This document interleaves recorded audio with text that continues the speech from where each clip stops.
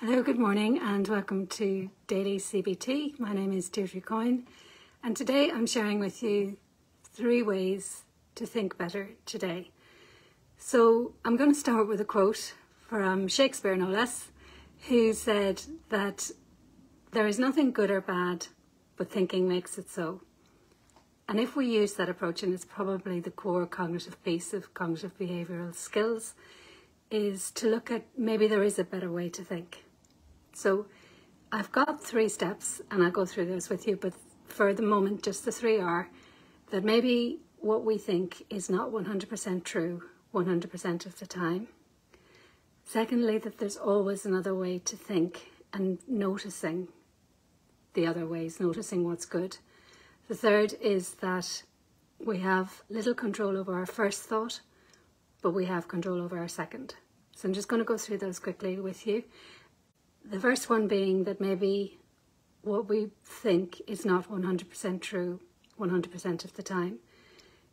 It's practicing that skill in order to help us to come up with more helpful thought. You know, in NLP they call these building new neural pathways.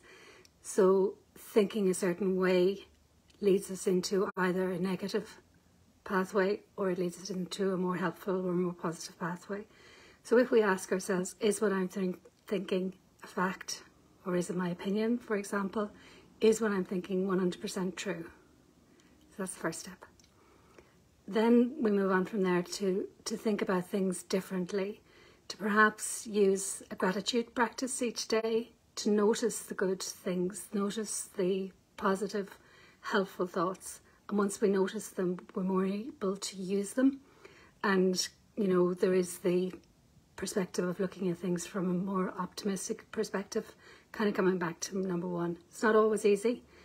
There is a certain reality to some things that are disturbing us, but the more that we can practice looking for another way to think, the more helpful that can be. The third is that, again, with those neural pathways, it's quite difficult when we have answer automatic negative thoughts. We can't control what pops into our mind in the first instance. But what we do next and what we think next, we do have control over. So we can, again, using the other 2 techniques, we can think of things differently. We can use things like positive affirmations daily. So our brain isn't very good at telling the difference between imagined and real. So for example, if we think that we have a lemon in our hand, and if we imagine that we're going to bite into the lemon, we can begin to actually physically feel what that's like to crunch into a lemon or a piece of lemon. So what we think is very powerful, and we can, using positive affirmations, allow our brains to think differently. So once we repeat the affirmation, the brain then can not tell the difference between real and imagined. So once we do that constantly, it can be very helpful. The other thing around the creation of our second thought is to watch our external activities. So watching what we're putting into our heads around certain, you know, if we're watching TV programs that are quite negative, quite disempowering, if we're doing things that are really just, you know, from news to TV, all of the kind of things that are a normal part of everyday life, but maybe choosing to even watch things that bring us a smile or doing things that help us to create more helpful neural thought patterns. That's probably the same thing, but creating more helpful thought patterns. So those are the 3 concepts I've got for you today.